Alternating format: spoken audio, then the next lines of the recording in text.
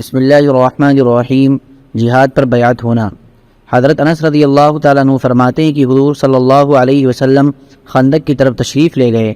وہاں مہاجرین اور انصار سخت سردی میں صبح صبح خندق کھود رہے تھے۔ ان حضرات کے پاس غلام نہیں تھے جو ان کا یہ کام کر دیتے۔ حضور صلی اللہ علیہ وسلم نے ان کی اس تھکاوٹ اور بھوک کو دیکھ کر یہ شعر پڑھا: اللہم ان العیش عیش الآخرہ فاغفر الانصار والمہاجرہ۔ اے اللہ، اصل زندگی تو آخرت کی ہے، ان انصار اور مہاجرین کی مغفرت فرما۔ حضور صلی اللہ علیہ وسلم کے جواب میں صحابہ نے یہ شعر پڑھا: نحن الذین بایعوا محمد علی الجہاد ما بقینا ابدا۔ ہم وہ لوگ ہیں جنہوں نے حضور صلی اللہ علیہ وسلم سے اس بات پر بیعت کی ہے کہ جب تک ہم زندہ رہیں گے جہاد کرتے رہیں گے۔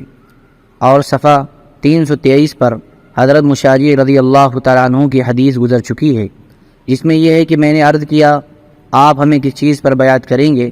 آپ نے فرمایا اسلام اور جہاد پر۔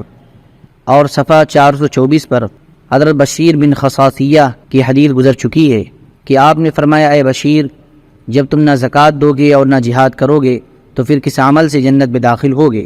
میں نے کہا آپ اپنا ہاتھ بڑھائیں، میں آپ سے بیعت ہوتا ہوں۔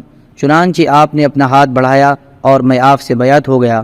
اور صفحہ 328 پر حضرت یعلا بن منیہ کی حدیث گزر چکی ہے کہ میں نے کہا یا رسول اللہ، میرے والد کو ہجرت پر بیعت کر لیں۔ آپ نے فرمایا ہجرت پر نہیں بلکہ جہاد پر بیعت کروں گا۔ سبحان ربک رب العزة عما یصفون وسلام علی المرسلین الحمد للہ رب العالمین۔